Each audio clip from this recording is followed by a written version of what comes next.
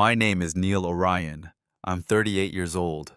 For most of my adult life, I worked as a risk assessment consultant, one of those quiet professionals companies hire when they want someone to anticipate problems before they happen. I've always been good at seeing patterns, reading tone shifts, noticing what people don't say. Most people, though, don't see that when they look at me. They see someone calm, soft-spoken, agreeable, the kind of man who listens more than he talks, the kind of husband who lets his wife speak for him at dinner parties, the kind of son who never raises his voice at his mother, reliable, predictable, safe, harmless. I don't blame them for that perception. I cultivated it. There's a certain comfort in being underestimated. People relax around you. They stop guarding their words. They assume you won't notice the small inconsistencies, the paperwork that doesn't quite line up, the conversations that end a little too quickly when you enter the room. What I'm about to tell you isn't a revenge story. It's not explosive. There are no screaming matches, no dramatic confrontations in parking lots, no last-minute heroics. It's about something much quieter. It's about the day I learned that my wife and my biological mother had conspired to have me committed to a psychiatric facility for the insurance payout attached to my long-term mental incapacity. And it's about how I survived inside that place long enough to understand that fighting them directly would destroy me faster than compliance ever could. So I did something that sounds irrational at first. I pretended to be insane, not dramatically, not theatrically, just enough, just strategically, enough to convince the people observing me that I was unstable, but harmless, impaired, but manageable. Because when you're locked in a system designed to invalidate your perception of reality, the most dangerous thing you can do is insist that you're sane. This story is about endurance, about documentation, about patience, so controlled, it almost looks like surrender. It's about the strange power that comes from letting people believe you've already lost. I won't exaggerate what happened. I won't dramatize the pain. I'll tell it the way it unfolded, slowly, quietly, methodically. If you've ever been dismissed, if you've ever felt like the version of you that others created was more powerful than the truth, then you might understand why sometimes survival isn't about fighting harder. It's about waiting longer. Have you ever realized too late that the people closest to you were quietly rewriting your story? Before the hospital, before the paperwork, before I understood what silence could cost. To my wife, I was stability. Elena liked to describe me as grounded. At dinner parties, she would laugh softly and say, "Neil doesn't get emotional. He's a rock." People admired that. They assumed it meant strength. What it really meant was that I absorbed things. If a bill was late, I handled it. If her career stalled, I adjusted our budget quietly. If she snapped after a long day, I let it pass. Not because I was weak, because I believed that steadiness was love. To my mother, I was something else entirely. I was proof. Proof that she had raised a successful son. Proof that her sacrifices had meant something. Proof that she had not, in her words, ruined another life. When I was a child, any disagreement became evidence that I was unstable, too sensitive, too reactive, too imaginative.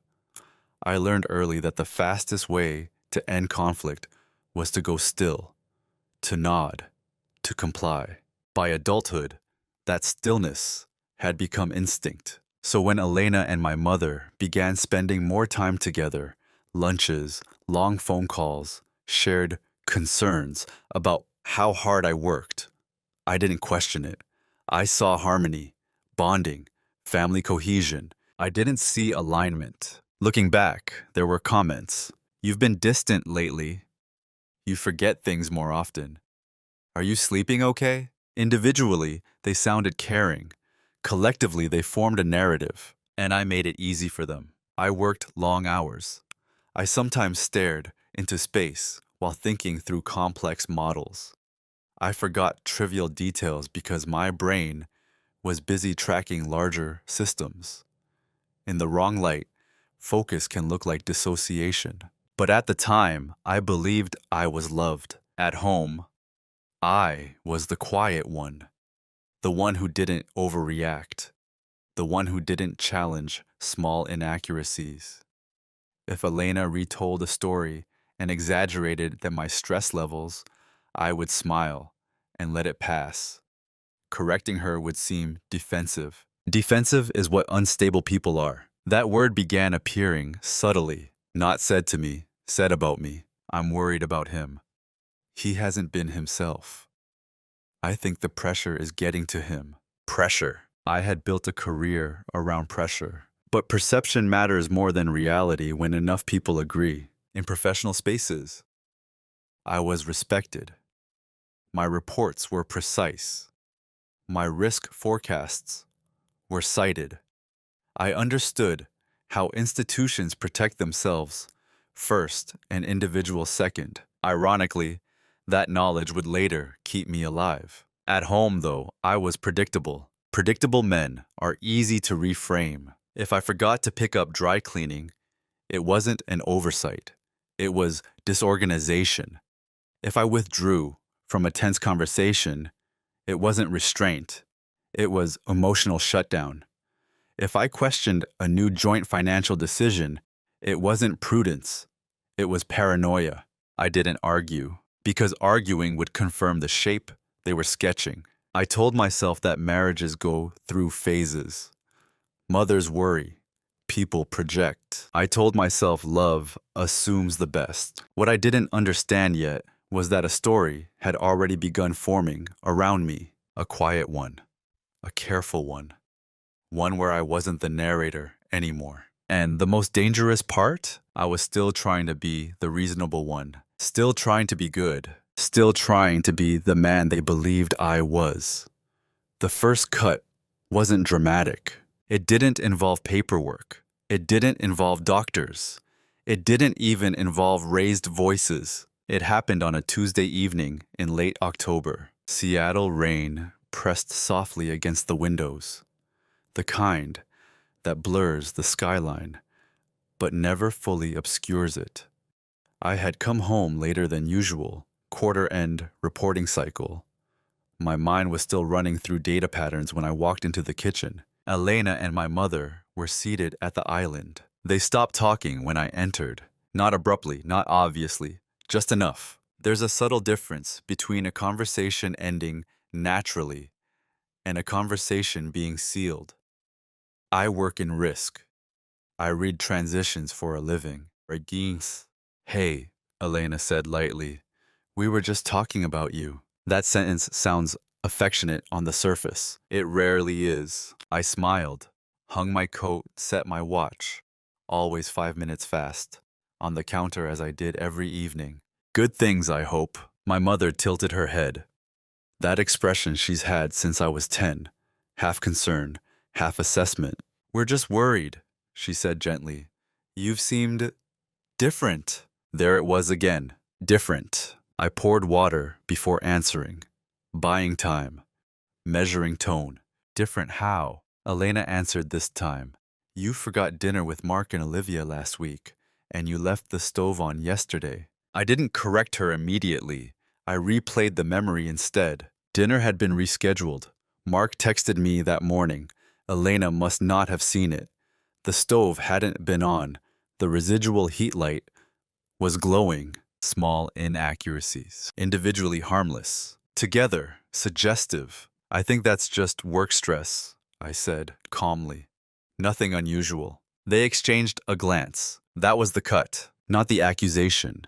Not the concern. The glance. It said, we've discussed this already. My mother reached across the counter and placed her hand over Elena's. A gesture of solidarity. You know, she said softly, mental health issues can show up in subtle ways at first.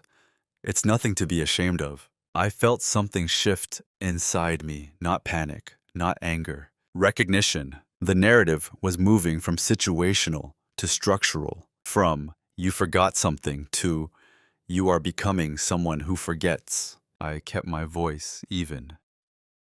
I am not ashamed of anything. I'm just tired. Elena smiled in a way that felt rehearsed. We just want you to talk to someone, maybe a quick evaluation, just to rule things out. Rule things out. That phrase matters. In insurance, ruling things out establishes documentation. It creates a record of concern. It formalizes doubt. I should have resisted harder, but resistance would look like defensiveness. Defensiveness would look like instability. So I nodded. Fine, I said, if it makes you feel better. My mother exhaled slowly, almost relieved. That was the moment I understood. Something was already in motion, because relief only follows confirmation, and I had just confirmed their hypothesis by agreeing to be evaluated. The conversation shifted quickly after that. Safer topics, lighter tones. Elena squeezed my arm, as if I'd done something mature. I played along, but that night, lying in bed, I replayed the details. The coordinated wording, the shared glances, the gentle framing of concern as inevitability. No one else would have noticed. If I told a friend, they'd say, they care about you. If I told a colleague, they'd say, it's responsible. Small cuts rarely alarm observers, but they teach you something important. You are being positioned. And once positioning begins, every normal behavior becomes evidence. That Tuesday didn't change my life. It simply marked the first time I realized I might not be the only one managing risk in my own home. After that Tuesday, nothing dramatic happened, which in hindsight was the strategy. If they had escalated too quickly, I would have recognized it as escalation.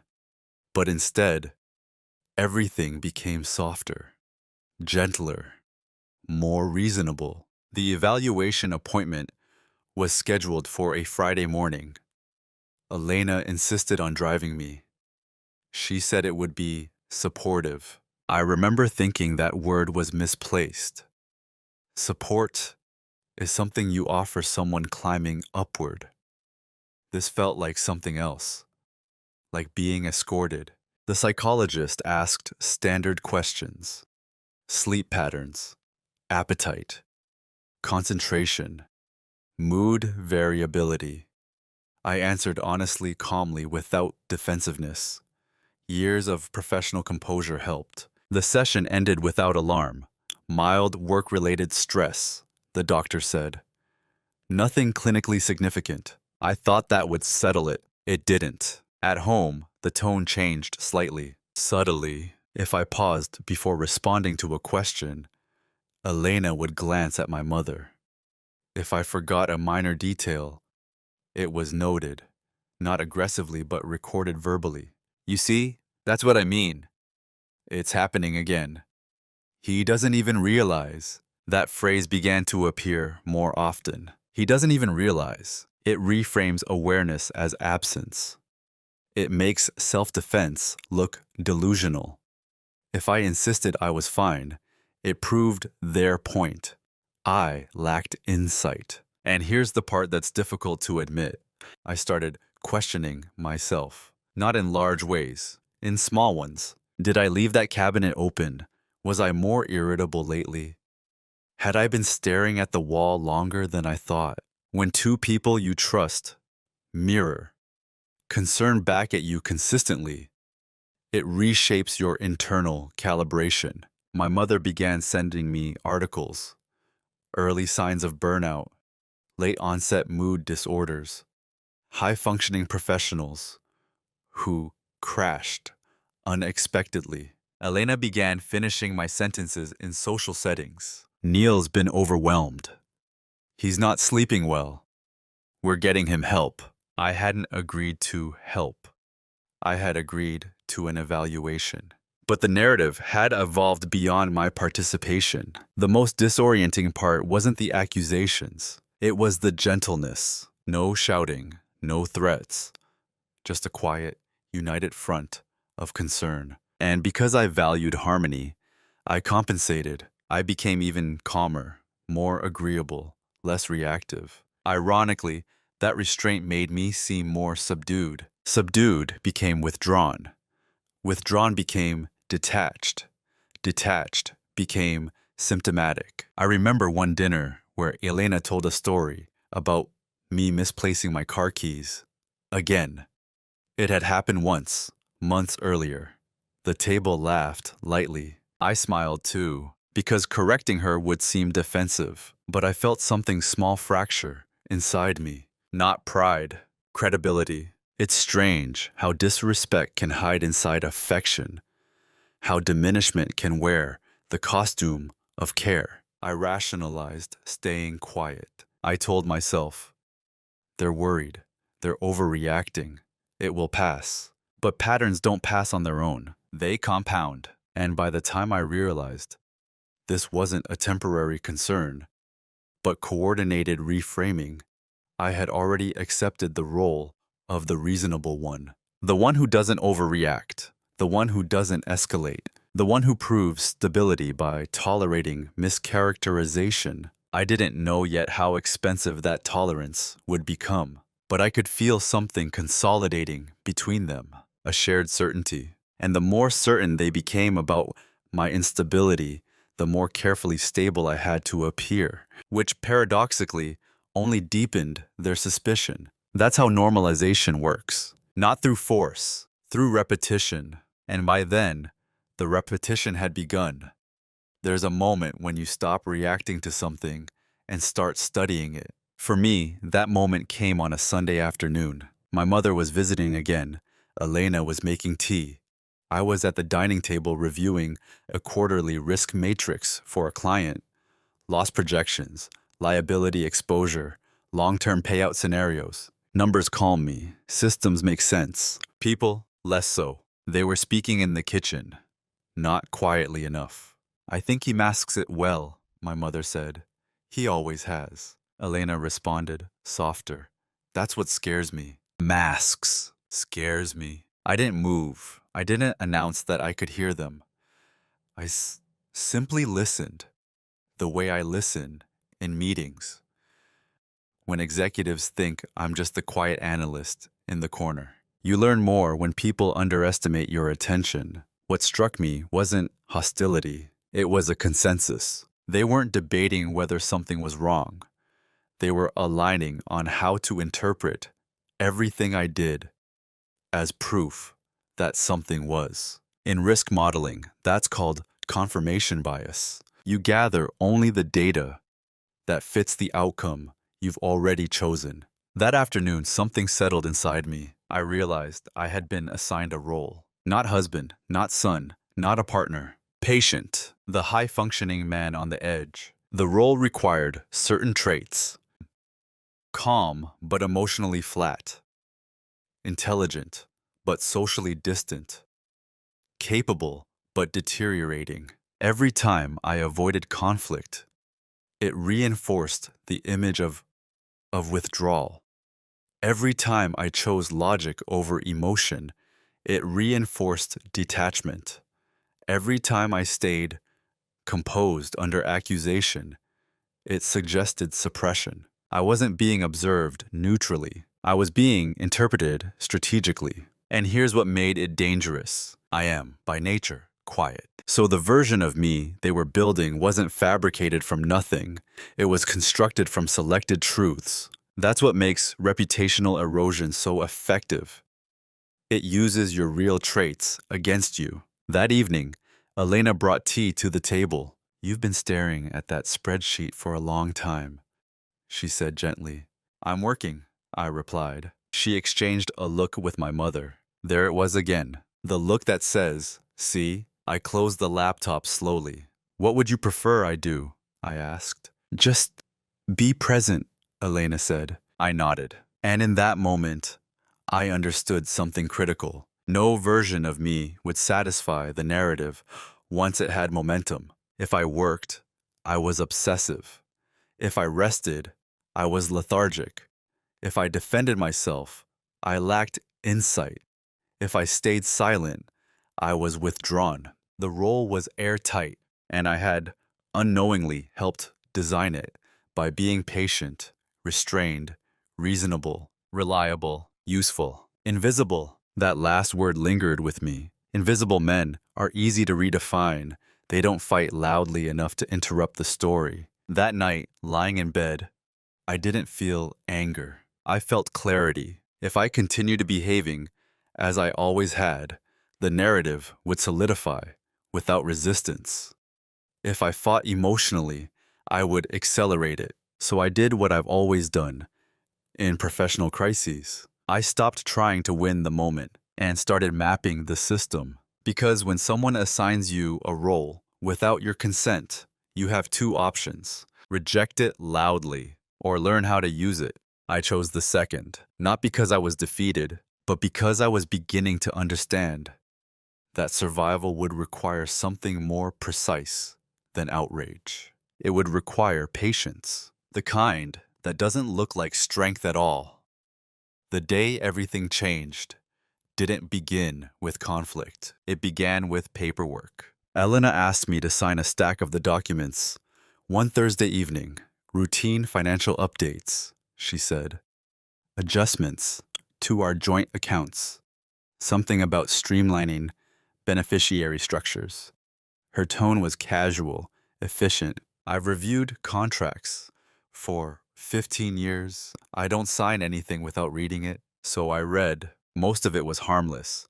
Automatic payment adjustments, minor account consolidations.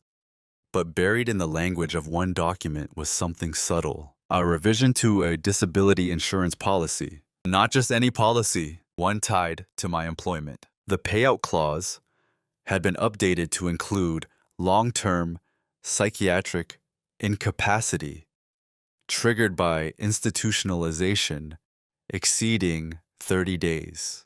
The beneficiary, Elena Orion. Secondary, my mother. My pen didn't move. I kept my breathing even.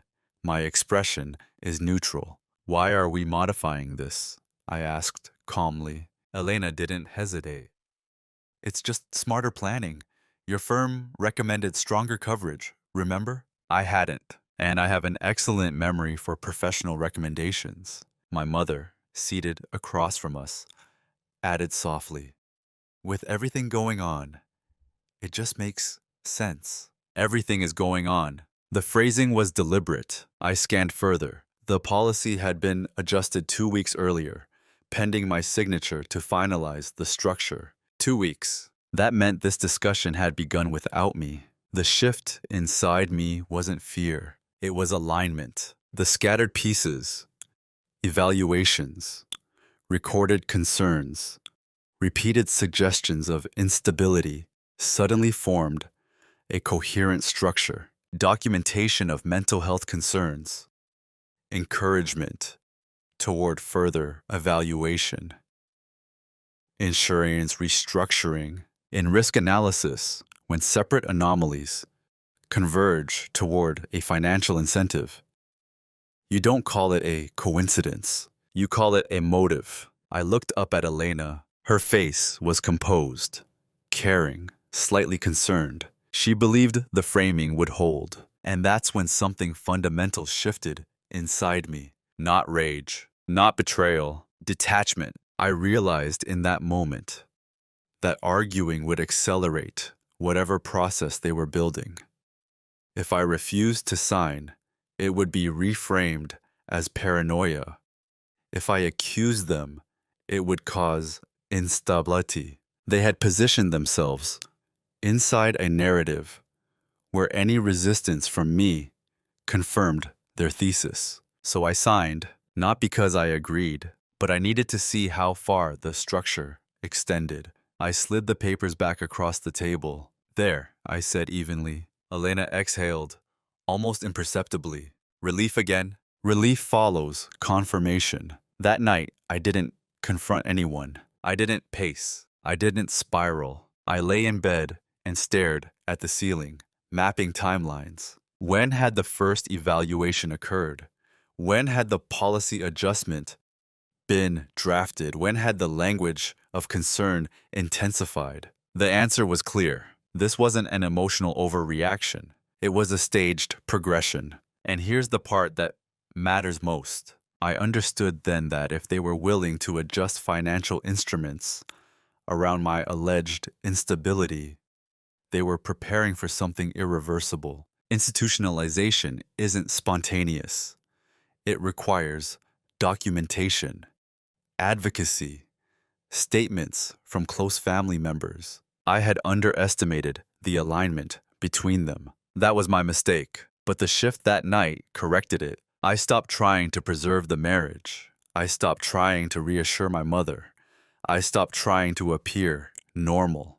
Instead, I began observing, tracking tone, tracking paperwork, tracking dates. Because if they were constructing a case quietly, I would need to survive inside it. And survival, I realized, would not look like proving my sanity. It might require the opposite. That realization didn't feel dramatic. It felt cold, measured, precise. The system was moving, and now, finally, so was I. Once you recognize a structure forming around you, panic is the most natural response. It is also the most useful thing you can give your opposition. So I didn't panic. I adjusted. Outwardly, nothing changed. I still went to work, still paid bills, still nodded at my mother's concerned expressions and Elena's careful monitoring of my sleep patterns. But internally, something precise had clicked into place. Silence was no longer a habit. It became a strategy. I began answering questions more slowly, not hesitantly, just thoughtfully. I allowed small pauses before responding, not long enough to be alarming, just long enough to seem slightly off rhythm. I stopped correcting minor misstatements about me. If Elena told someone I'd been forgetful, I didn't counter it. If my mother implied I'd been overwhelmed, I didn't defend myself. Defense fuels narrative. Instead, I leaned into ambiguity. At dinner one evening, Elena said, "You've been zoning out again." I looked at her calmly and said, "Have I?"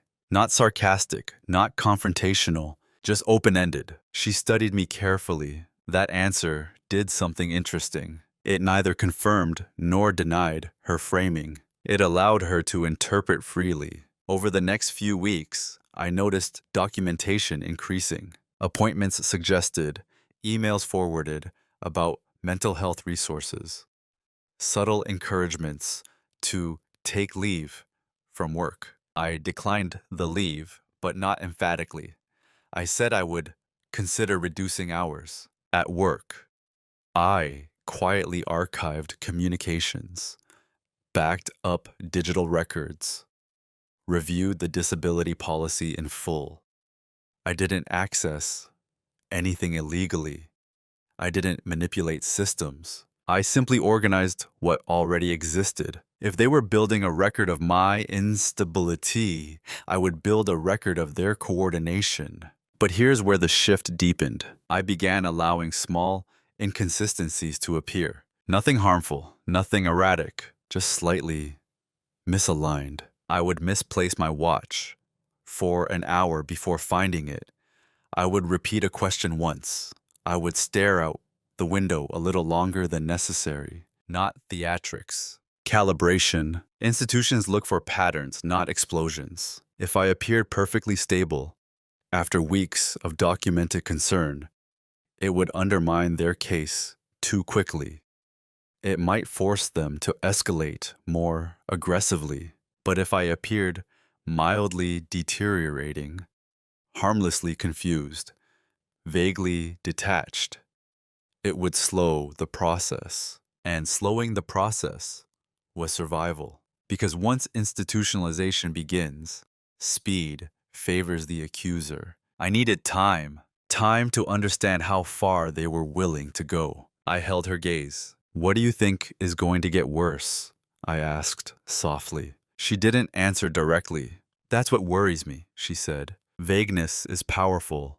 It lets fear fill in the blanks. I nodded. Silence again. They mistook it for resignation. What they didn't notice was that my silence had changed temperature. Before it was peacekeeping. Now it was an observation. I stopped sharing internal thoughts completely. My emotional world became private territory. Conversations became data points. And gradually, something subtle happened. They grew more confident, more assured in their assessment. Because from their perspective, I wasn't fighting. I wasn't indignant. I wasn't outraged. I was compliant. Compliant men are easy to move. What they never considered was that compliance can be tactical, and that sometimes the quietest person in the room is the only one mapping the exits. By the time the formal recommendation for a psychiatric admission was suggested for evaluation and rest, I was already prepared for it. Not emotionally, strategically, because I had made a decision weeks earlier. If they were determined to see instability, I would give them just enough to underestimate me. The recommendation came on a Monday. Just a short-term observation stay, Elena said gently. 2 weeks, voluntary, so everyone can feel safe. Safe. That word again. My mother nodded beside her. It will give you rest. Rest. In risk analysis, language matters more than tone.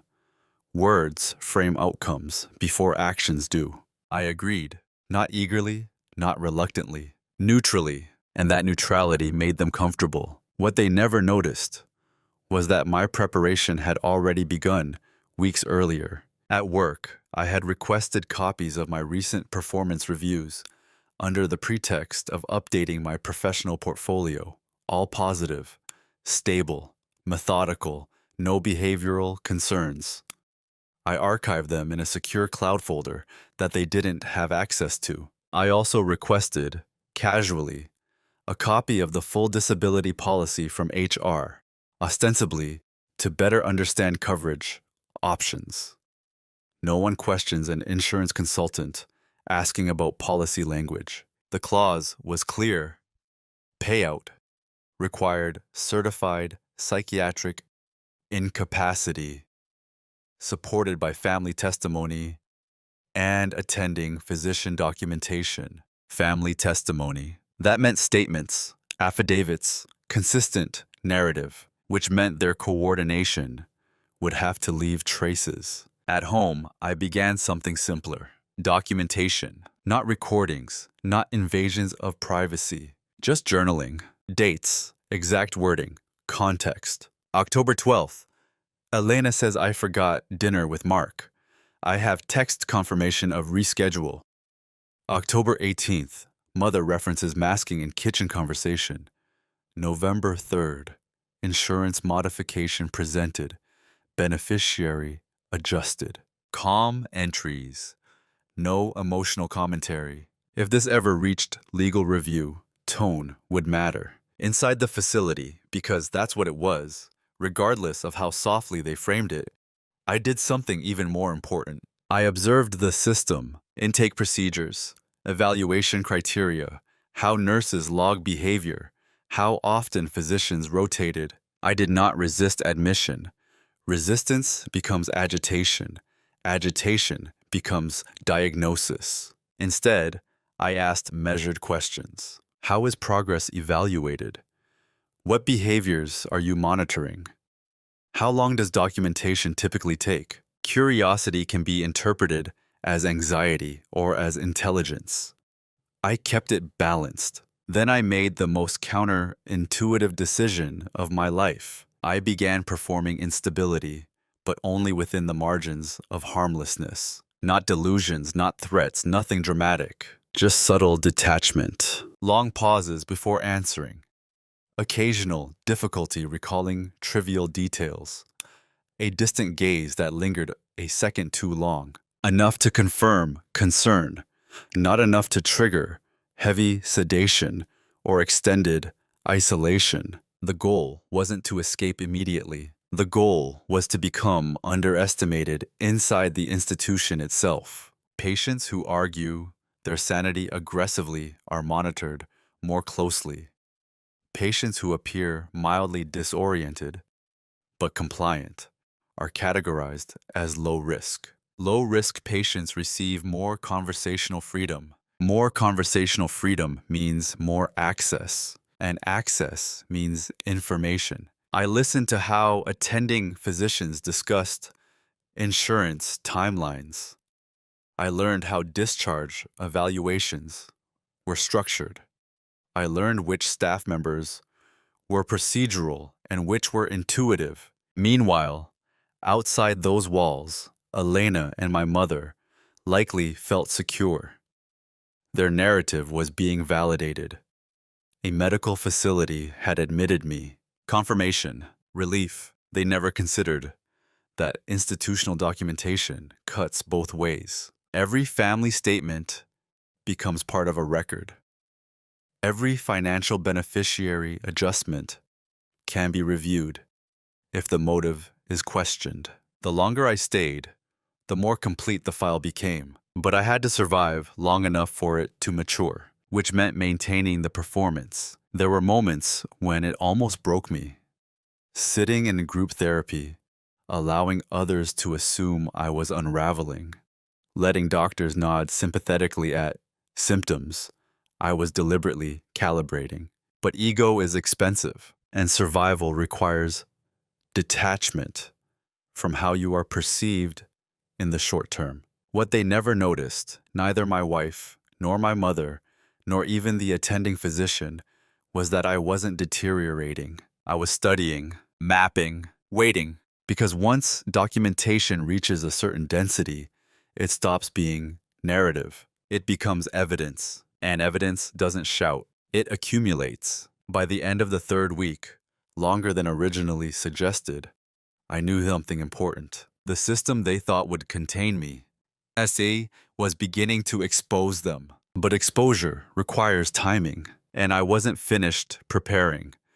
There's a specific moment in any prolonged crisis when uncertainty collapses into clarity. Not hope, not victory, clarity. For me, it happened during a routine case review meeting in the facility 3.5 weeks into my stay. I was seated across from Dr. Halpern, measured, procedural, attentive, in the way professionals are when they're trained not to overinvest emotionally. He flipped through my file, family statements clipped neatly inside, persistent cognitive lapses, emotional withdrawal, increasing detachment from reality. The language was careful, coordinated, but something had shifted. My behavior logs inside the facility showed consistency, calm participation, no aggression, no delusions, no erratic episodes, mild affect flattening, yes, but nothing acute. Dr. Halpern adjusted his glasses. Your presentation doesn't fully align with the severity described in the intake statements, he said neutrally. That was it.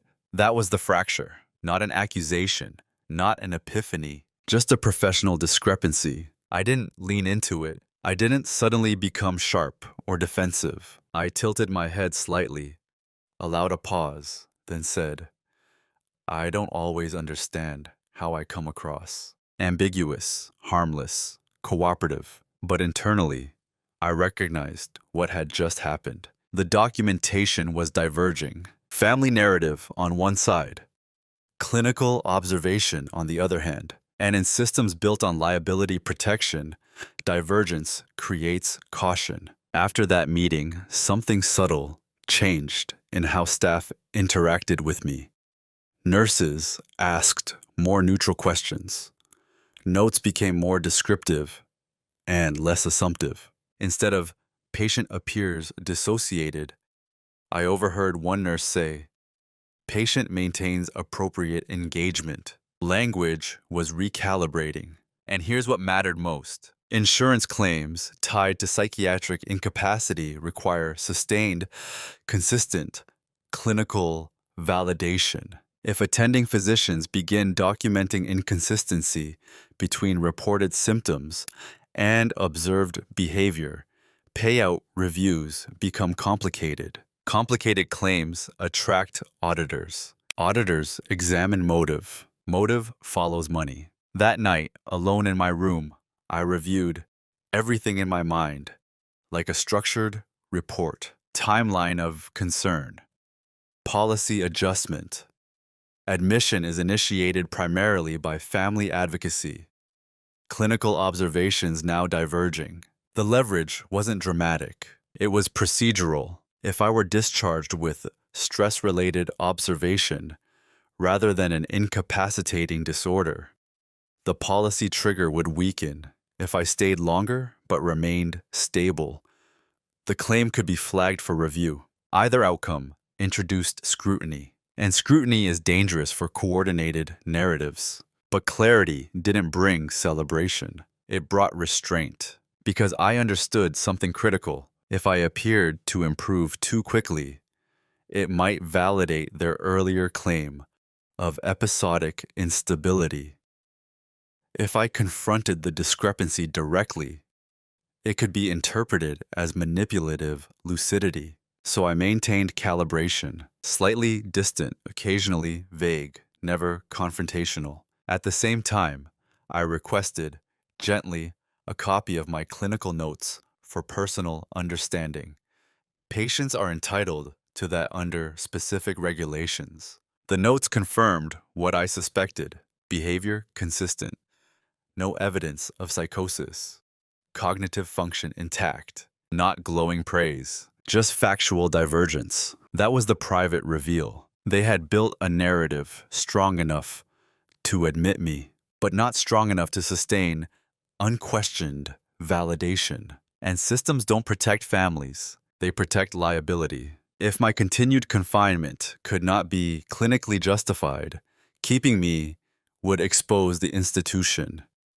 If discharge occurred without confirmation of a severe disorder, the insurance trigger would falter. Either path introduced risk. For them, for the first time since this began, I didn't feel contained. I felt positioned, not to explode, not to accuse, but to let the system complete its own audit. Because the most powerful reversals aren't emotional, they're structural. And structurally, the ground beneath their certainty had just shifted. They didn't know it yet, but I did, and that changed everything. Clarity creates options, and options are dangerous if you choose the wrong one too quickly. By week 5, I had 3 viable paths in front of me. The first was confrontation, request a formal review, present the divergence between family statements and clinical notes, raise concerns about financial motive. It would be direct, clean, logical. It would also trigger defensiveness, both from my wife and my mother, and potentially from the institution for admitting me in the first place. The second option was immediate discharge, followed by private legal consultation. Quietly gather records, file for separation, investigate the insurance modification through an attorney. It was safer, but incomplete, because once discharged, Elena and my mother could reframe the entire episode as a temporary episode that resolved with treatment. They could still pursue future documentation if needed. The narrative would remain alive. The third option was the most difficult. Stay, not indefinitely, not recklessly. Stay long enough for the system itself to question the alignment between their testimony and my presentation. Allow the clinical record to mature. Allow more documented observations of stability. Allow the divergence to widen without force. In other words, let the weight of time undermine their claim. This was the irreversible choice, because staying meant continuing to wear the mask of mild instability, continuing to let my professional reputation appear paused. continuing to let friends believe I was getting help. The ego would suffer, but ego is temporary. Evidence lasts. I lay in my room that night and replayed every variable like a forecast model. If I left too early, narrative survives. If I confront too early, narrative escalates. If I stay strategically, narrative weakens internally. The institution had already begun recalibrating its documentation. Another 2 weeks of consistent observation could solidify that recalibration. And once medical notes consistently contradicted the initial claims, any insurance trigger would require uncomfortable explanations. Why did the family insist on severe incapacity when physicians observed functional stability? That question alone could destabilize everything. The cost was psychological endurance. There is something deeply unsettling about allowing others to believe you are less than you are, about hearing staff discuss you as fragile when you are calculating probabilities in your head. But I had already crossed the threshold weeks earlier when I signed that policy document. This was no longer about preserving perception. It was about controlling the outcome. So the next morning, when Dr. Halpern suggested discharge planning within 10 days, I did something counterintuitive. "I'm not sure I'm ready," I said quietly. Not fearful, not dramatic, just uncertain. He studied me. "What makes you say that?" "I don't want to relapse," I replied evenly.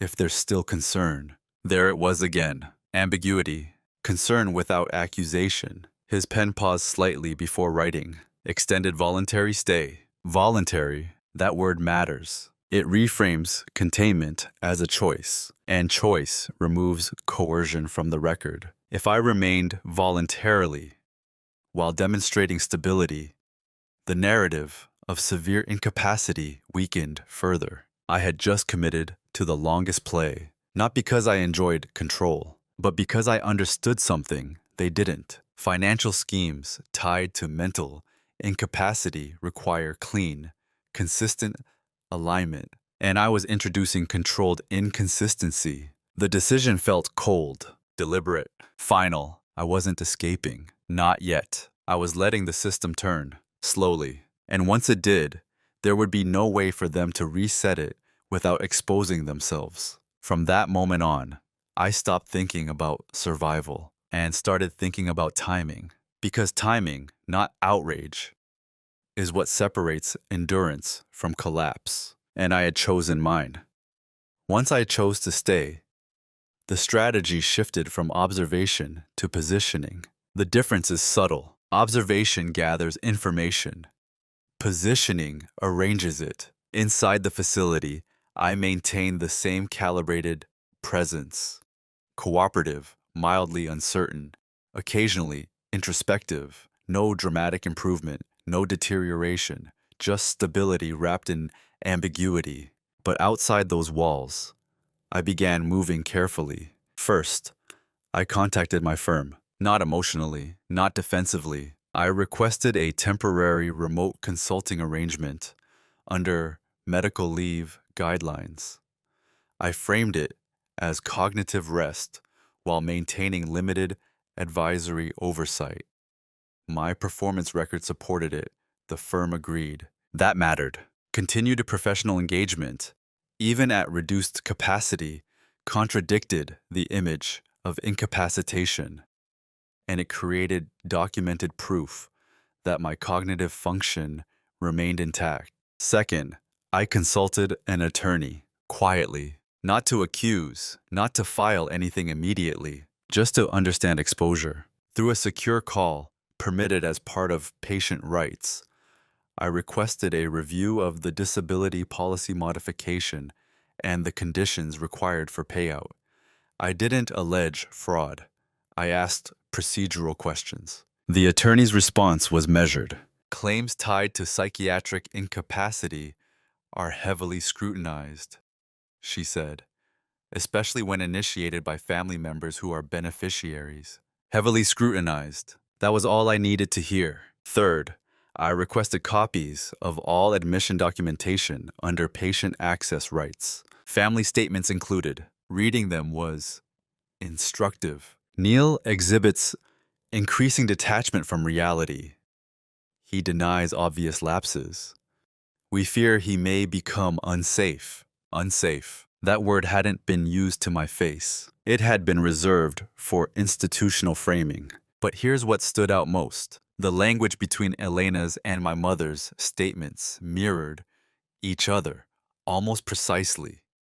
Similar phrasing, similar descriptors, similar escalation points. Coordination leaves fingerprints, not illegal ones, but narrative ones. Meanwhile, I did nothing confrontational. No accusations, no emotional calls, no desperate explanations to friends. From their perspective, I was still compliant, still under evaluation, still getting help. And because I wasn't fighting publicly, there was no urgency to accelerate anything.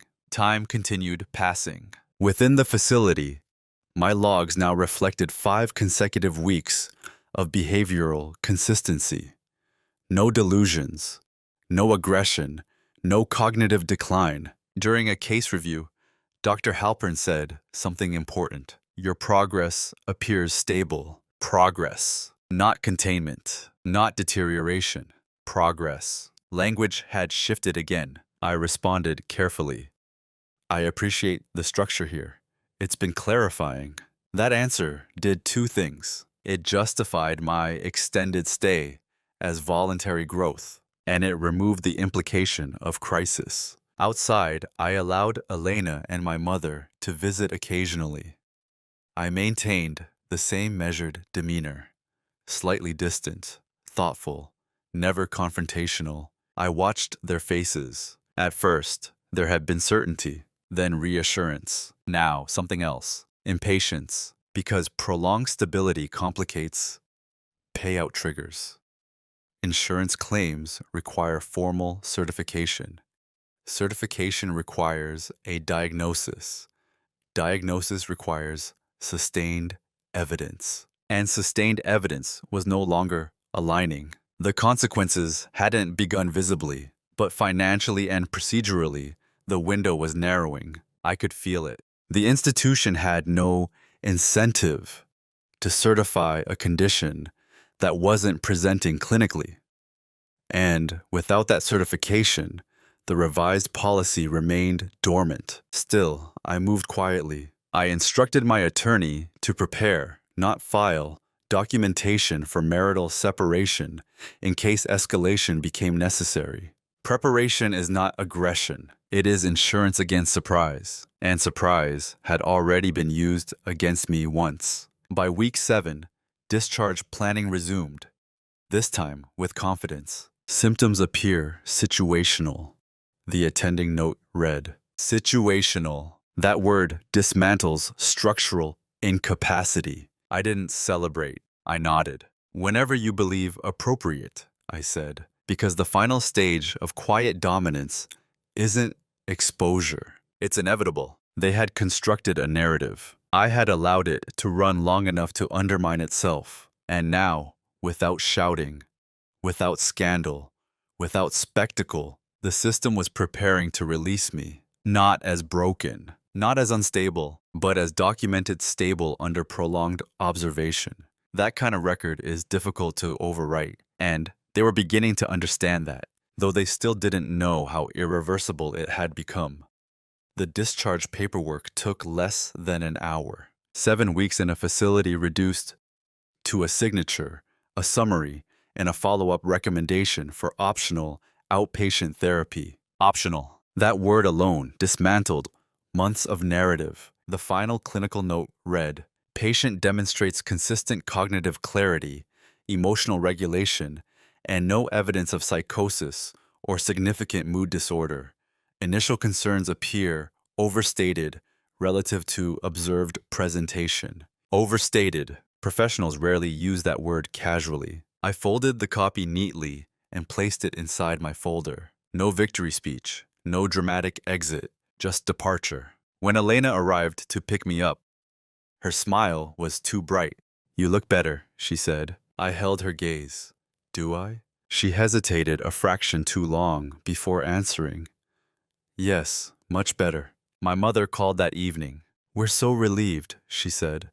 "This was necessary." Necessary. The language had shifted again, from crisis to intervention. But relief didn't feel the same this time. It felt strained, because they had expected something else. Insurance processing requires physician certification.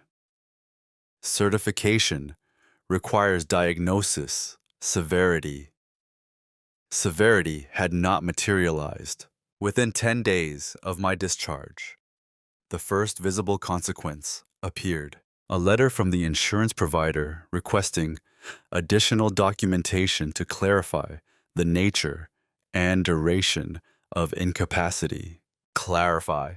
Duration. Incapacity. 3 words that carry weight. Elena opened the mail at the kitchen counter. I watched her face carefully. A flicker, not fear. Calculation. "They just need more paperwork," she said casually. "From whom?" I asked evenly. "The doctor, probably." I nodded. The doctor's final note did not support long-term incapacity, which meant any attempt to reinterpret it would require creative framing. Creative framing invites scrutiny. Meanwhile, I resumed work fully, not publicly triumphant, just steady. Colleagues welcomed me back with polite curiosity. I didn't offer explanations beyond medical leave. My performance resumed exactly where it had paused. Consistency is difficult to argue with. At home, tension didn't explode. It thinned. Elena grew quieter, less certain in her observations. She no longer commented on my pauses or my supposed forgetfulness, because doing so now would conflict with the documented medical evaluation. My mother's visits decreased. Phone calls are shortened. The united front had fractured, not dramatically, but structurally. Consequences rarely arrive as thunder. They arrive as administrative friction. Insurance providers don't accuse beneficiaries of misconduct casually. They simply request clarification, then more clarification, then an independent review. An independent review means an outside assessment. Outside assessment means comparison between intake claims and discharge findings, and comparison creates questions. One evening, I overheard Elena on the phone. "Yes, but they admitted him," she said quietly. "That should count for something." Silence on the other end. "I understand," she replied. "But we were told." Her voice trailed off. Told by whom? Perhaps by assumption, perhaps by each other. Institutional admission is not proof of permanent incapacity.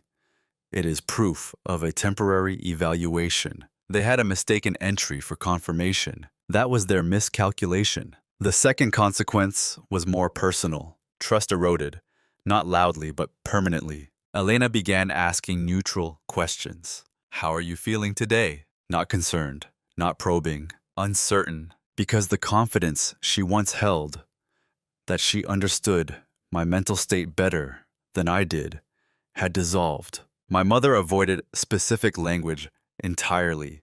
No more references to instability, no more gentle warnings. Without clinical backing, the narrative sounded fragile, and fragile narratives collapse under repetition. I didn't confront them. I didn't expose anything yet. I simply existed.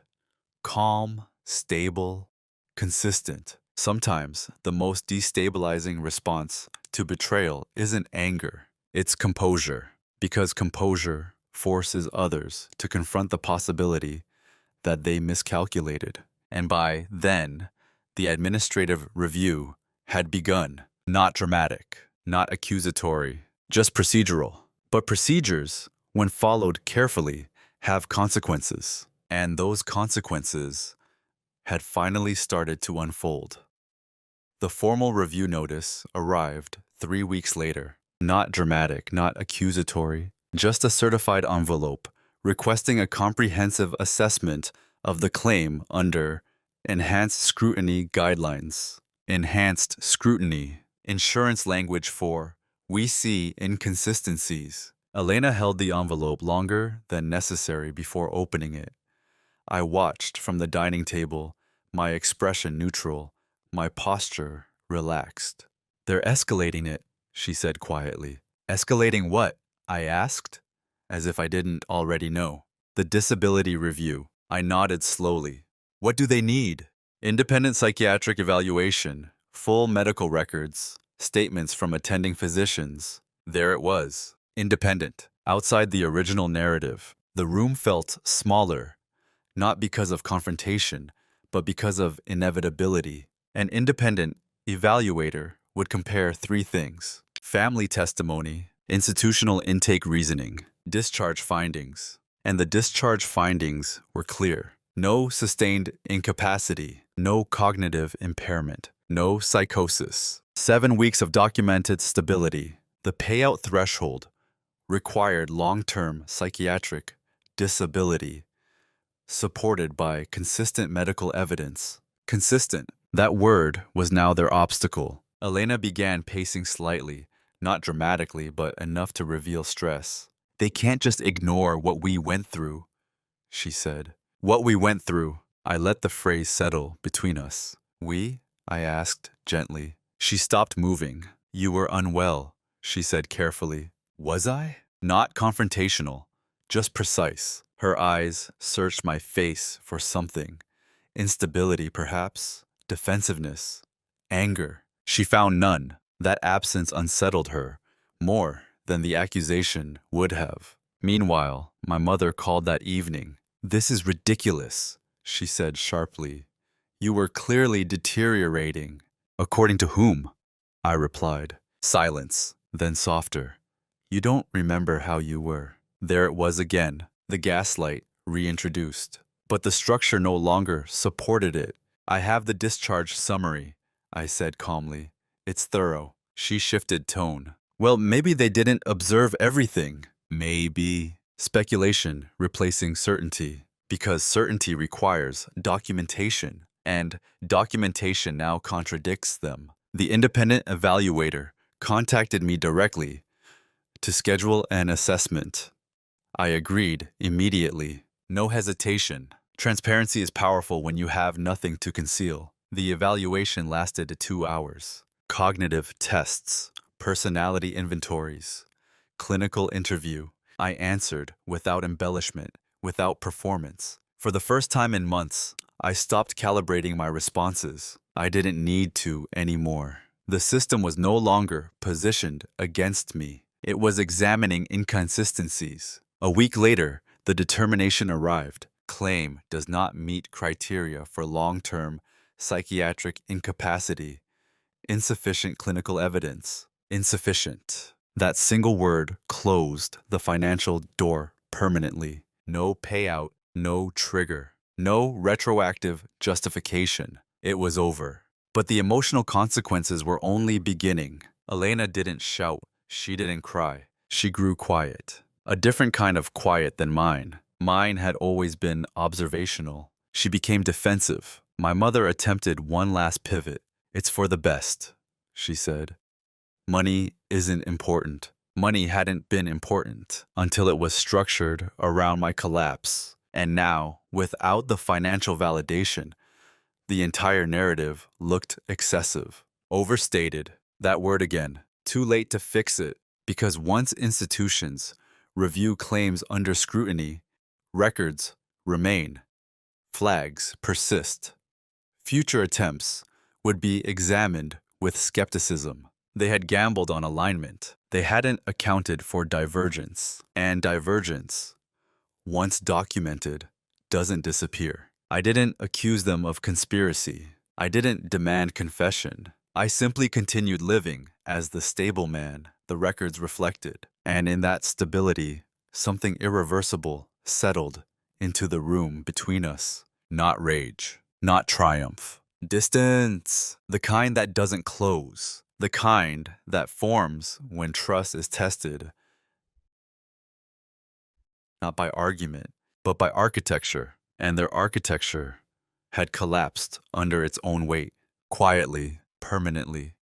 The confrontation didn't happen because I demanded it. It happened because silence had become heavier than words. 3 weeks after the independent determination, I asked Elena to sit with me at the dining table, the same table where I had signed the policy modification. The symmetry wasn't lost on me. My mother wasn't present. This wasn't going to be a triangle. Just us. I placed 3 documents on the table between us: the policy revision, the discharge summary, the independent evaluator's conclusion. I didn't slide them toward her dramatically. I simply rested my hand on them. I want to understand something, I said evenly. No accusation in my tone.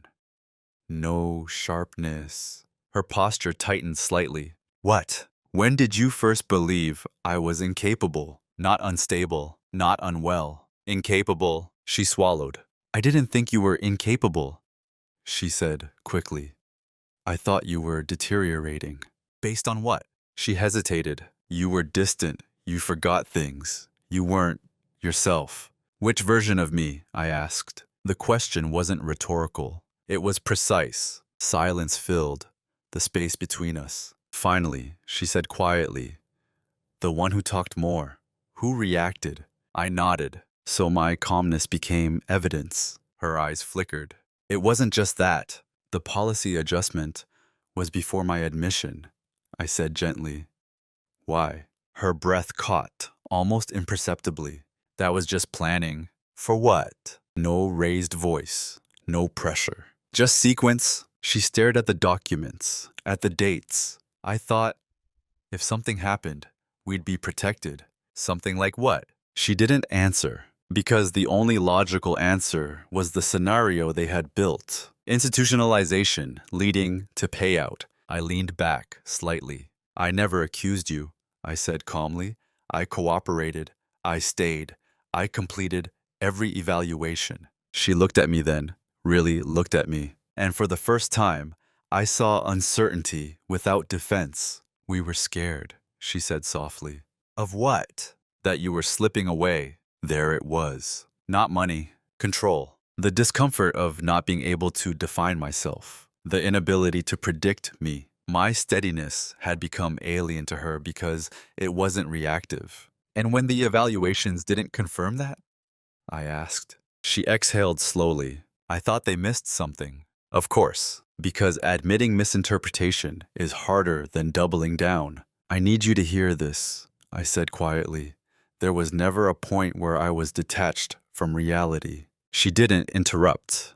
There was a point where I realized you and my mother were aligned in describing me in ways that didn't match what I knew to be true. Her eyes filled, not with tears, but with awareness. I wasn't trying to hurt you, she said. I know, I replied. And I did. That's what made it more complex. This wasn't cartoon villainy. It was fear, magnified by reinforcement. But fear, combined with financial incentive, becomes architecture. And architecture has consequences. I can't unsee the coordination, I said calmly.